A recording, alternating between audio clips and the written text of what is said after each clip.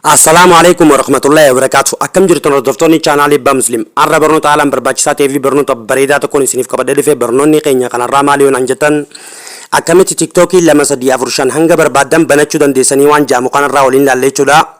Namoonni hedduunis karaa keessaatiin fi karaa koomentiitiinis akkamitti TikTok heddummeeffannaa jedhanii waan nagaafachaa jiraniif kun waanis dhufeetiin jira barnoota kana isiniif qabadhee. Akkasumatti TikTok heddummeeffachuun faayidaa mataa isaa gurguddaadha qaba jechuudha. Yeroo TikTokiin kan itti fayyadamtu yoo dura akka tasaa ta'e gubatellee haaree irraa TikTokii biraa bantee itti laffa'uun sin barbaachisu jechuudha. Kanumatti duraan jalaa qabdu kana itti fayyadamuu dandeessa. TikTokii heddummeeffachuudhaaf dursa iimeelii banachuu qabdan jechuudha. Iimeelii biraa kan duraan qabdan san malee dabalachuu qabdan.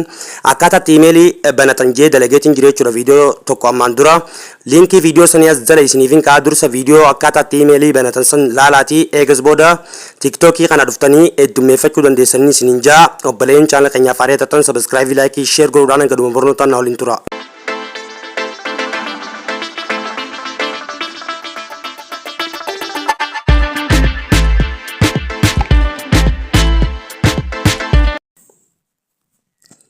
Akkumaan dura irratti isiniif ibsuuf yaale akkaataatti TikTokii 2-3-4 banachuu dandeenyu waliin ilaallan isiniin jee waliin ilaaluudhaafis TikTokii keessan galtan waa hedduuf isin fayyadee jechuudha. TikTok heddummeeffachuun bakka maqaa keessanii gama gubbaa kanarratti xuqxan jechuudha. Bakka nama isinitti sarree kanarratti xuqattanii jechuudha. Gizee kanatti xuqattan akkanatti isinii baasaa jechuudha. Nama TikTokii meeqaan asirraa qaba 5 qabaa jechuudha. Ilaa firii 8 banachuu dandeessan jechuudha. Appii tokko irratti ilaa firii 8 banachuu dandeessan jechuudha. Eega kanatti xuqxanii booda aad akkaawuntii sanarratti eega xuqxanii akkanatti isinii fida. Feesbuukaan banachuu feetaa jee iimeeliidhaan yoo banachuu feetes dalmarra jira. Yoo lakkoomsa bilbilaatiin banachuu barbaaddes lakkoomsi bilbilaa gubbuma tanarra jira. Itti guuttee bira dabaruu dandeessaa jechuudha. Anama Gmailidhaan banee isin agarsiisu isin lakkoomsa bilbilaatiin banachuu feetanis irratti xuqxan lakkoomsa bilbilaatti guuttanii bira dabartan akkasumatti Feesbuukaan banachuu barbaaddus Feesbuukuma akka irratti xuqxee keesseentaa jechuudha. Anama Gmailidhaan banee isin agarsiisa. Gmailii tokkuma irratti tuqadhee jechuudha. Kaniin duraan irratti hin banin tokko irratti tuqadhu irratti tuqadheetiin jira amma. Akkanatti sarchi godhee naa fida jechuudha. Akkanatti sarchi godhee naa fida. Ni eedan jechuudha hanga inni isiniif fidu. Gizee inni akkana sarchi godhee isiniif fide booda maal isin gaafata? Biraayidee isin gaafata jechuudha. Guyyaa dhaloota keessaniiftii fi baatii keessa dhalattanii fi amata keessa dhalattan isin gaafata jechuudha. Kan duraa kanarratti guyyaa dhalootaa guutan. Kan lamadaarratti ammoo baatii keessa dhalattan itti guutan jechuudha. Anamatti guutaatiin jira jechuudha. Akkasumatti bara keessa dhalattanis itti guuttanii jechuudha. Irra gaxooftanii irra geeffattan jechuudha. Eega kanatti irra guuttanii likkii ta'uu hubattan booda neekistii tuqxan jechuudha. Neekistii irratti tuqattan jechuudha. Eega kana neekistii irratti tuqattanii booda akkana sarchi godhee isin galchaa jechuudha. Akkanatti sarchi godhee isin galcha. Akkanatti maqaa iimeelii keenya irraa fudhatee naa kaa'aa jechuudha. Iimeelumaan ani itti guute irraa fudhateeti maqaa ifumaaf naa kaa'aa jechuudha. Yoo barbaadan kanumarra dhiifattanii kontiinuu godhuu koonfarmii godhuu dandeessan. Yoo isinitti hin tolle immoo maqaa ammumarraa jijjiirrachuu dandeessan jechuudha. Namoonni tokko tokko gizee TikTokii banatan maquma Gmailii saniin fayyadamu jechuudha. Maqaa keessan keefii barbaaddes itti godhachuu dandeessaa jechuudha. Hanga qubeensaa 30 waliin dabalanii jechuudha. Kunoon amma Abbaa Muslim jee itti guuttadheetiin jira. Koonfarmiin godha. Bannee xumurree jechuudha. Amma akkaawuntii bannee xumurree jechuudha. Bannee xumurree garuu waa hedduun dhoofaa jechuudha. Waa hundaa kaniin keessanii isin garsiisu ta'a jechuudha. Waa hundaa kaniin keessanii isin garsiisu ta'a.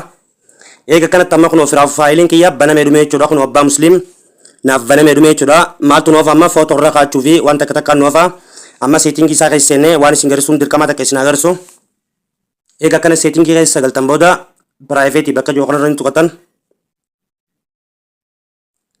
Egaa asirratti tuqattanii booda keessa galtanii waan on godhachuu qabdanii jira jechuudha.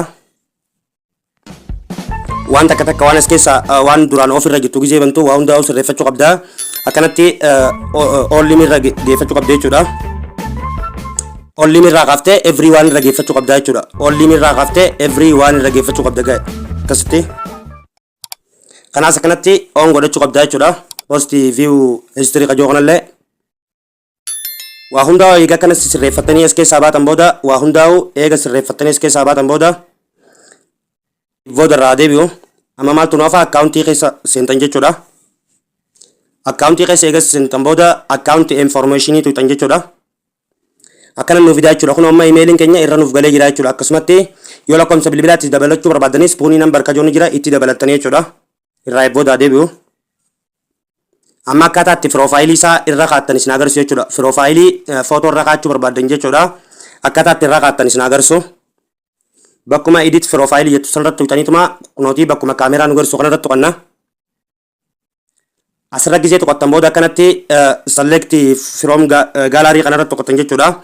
Ka gubbaa kun amma footoo ammoo kaasuudhaaf jechuudha. Kanuma duraanii fidanna amma. Akkanatti albama irrattis tuqxanii albama keessa laaltanii footoo teessan fidachuu dandeessan jechuudha. Ta'e isinitti tolte ni barbaaddattan jechuudha. Ani amma takka irratti tuqa jechuudha profile makiyya irratti kunooti. Irraa fidadheetiin jira jechuudha. Gisee kanatti irratti tuqattanii raayitii gootan booda save post tanarratti tuqattan jechuudha. Save post irra gisee tuqattan booda footoon teessan directuma irra isinii galaa jechuudha. Irra isinii galti jechuudha. Amma upload nu godhaa jira jechuudha. Kunooti footoon profile kiyyaa irra naa galee jira jechuudha. Footoon profile kiyyaa irra galee jira. Irraa iboodaa deebi'u. Amma karaa kamiin isin garsa karaa itti akkaawuntii banattan kanallee itti follow saatillee baay'isuu dandeessan jechuudha. Kun amma gubbuma sanarra yoo tuqxan jechuudha akkaataa itti akkaawuntii kana keessaa baatee kan seentu jechuudha. Kan seenu barbaadde matuma gubbaa irratti tuqxee irrumatti tuqattaa jechuudha. Akkaawuntii barbaadde keessa seentaa kafeete keessaa baataa jechuudha. Akkaawuntii 8 appii kanarra banachuu dandeessa hanga firii 8 jechuudha. 8 ol siin fudhatu jechuudha yoo kabiraa loogoo out jalaa goote malee. Kun akkanatti isin fide jechuudha. Amma follow waan takka illee hin qabu jechuudha. Follow waan takka illee hin qabu. Kunooti. Amma kun kontaaktii kiyyaa jechuudha. Namoota nan bilbila isaanii qabadhee jiru jechuudha. Sanis Facebook friendii kiyya jechuudha. Facebook irratti illee connect gootanii akkasitti akka follow teessan daddaftee isiniif baay'attu jechuudha. Kontaaktii keessan kanas connect godhuu dandeessan jechuudha. Karaa gabaabaadhaan TikTok keessan isiniif guddataa jechuudha. Akkanatti steppii salphaa ta'e kanaan TikTok 2 3 4 ilaa 8 banachuu dandeessan isin jaa. Obboleeyyan chaanala keenyaaf haaree taatanilleen subscribe like share godhuu hin dagatinaan isin jaa waan isin dhibellee komentii jalatti nuuf barreessaa. Namoonni immoo dursa emailii hin banatin linkii isaa asuma jalaan isiniif kaan jee viidiyoo maqana galaa hanga barnoota biraatti walitti deebinuun nagaan naaf tura.